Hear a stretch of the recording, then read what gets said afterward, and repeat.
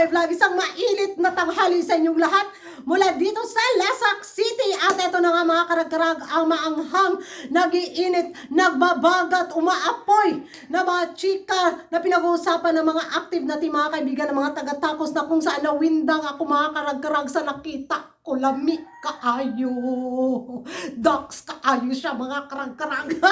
Kita nyo naman sa ating menopausal distraction look na ko, pinagandaan ko talaga itong mga karag-karag. Pero hay, excited akong ma-share ito sa inyo. Kung baka may alam kayo sa chika na to ha, ngayon lang talaga to sumabog. Naku, na mga karag-karag, alam kong excited na kayo, no? So, nasa sa inyo na yan kung paano nyo intindihin ang vlog na to. So, alam ko naman na matatalino kayo pagdating sa chismis at pagdating sa mga padikod. Nako, eto na. Ready na ba kayo? Okay. Ito palang mga karag-karag, namumuno sa ginintuang corona. May karomansa love affair pala ito dito sa namamahala sa nasapiang kandidata. So, itong namamahala sa nasapiang kandidata mga karag-karag, minsan na itong lumaban sa titulo sa Mr. Supranational 2017. Oh, di ba? So, may nagpasa sa akin ng mga picture mga karag-karag dito nga sa namamahala sa nasapiang kandidata na kung saan makita ko ang picture ng ng lalaking ito na sabi ko talaga kalami. Bigaon ko. Nung makita kung gaano ka-ducks yung kargada niya, shit! Bigaon kaayo. Yung kachismisan ko kanina mga karag-karag na mga kachismoso ding mga taga-takos na kung saan sininya sa akin yung mga picture. Sabi ko, ay, may litrato ka sa kanilang dalawa. Sabi niya, wala pa pero may magpapasa daw. Uy, excited ako ha. I-share ko din sa inyo mga karag-karag. Kung gusto niyo malaman pa yung itong mga chika na to, nako, follow sa Instagram account na to mga karag-karag. Baka pasahan kayo doon sa mga nawindang na mga picture na pinasa sa akin na nabuhi ang akong matris nga gauga. Yung natuyo kong matris na buhay.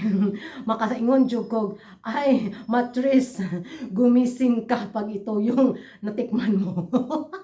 Lami gyud siya ay, as in lami gyud siya mga karag-karag. Kung gusto niyo ma-send ko sa inyo yung picture, nako, sa inyo na lang, i-message nyo lang ako sa Instagram, i-forward ko sa inyo yung mga picture na yun.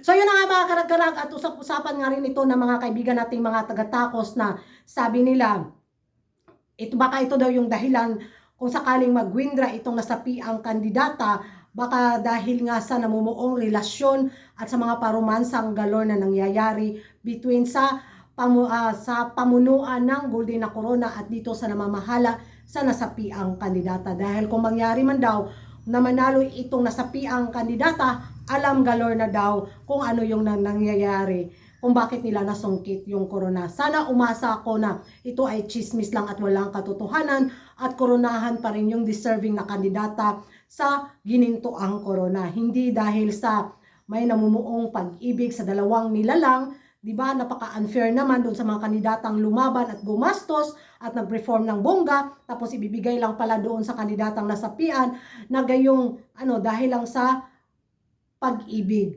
Wag na, tapos na tayo sa kusmo. Baka naman pamunuan ng ginintuang corona. Yung love life mo, wag mo na isali sa sa papageant mo. Mabash ka talaga na todo kung totoo man ang chismis na to. Nako mga karag-karag, ewan ko lang kung gaano katotoo ito. Ito ay mga pachika lang. Para sa akin wala pang katotohanan dahil wala pa tayong hawak na mga larawan. Ito ay pinag-uusapan lang, nasa sa atin na yan kung mananiwala kayo or hindi.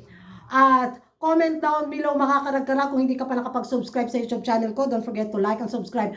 Kuragan-karag ang babaeng lagi nagkarag-karag. And see you in my next vlog. Basta mag-dream jud mo at mo yung nakita ko kanina. Promise, diha na mo.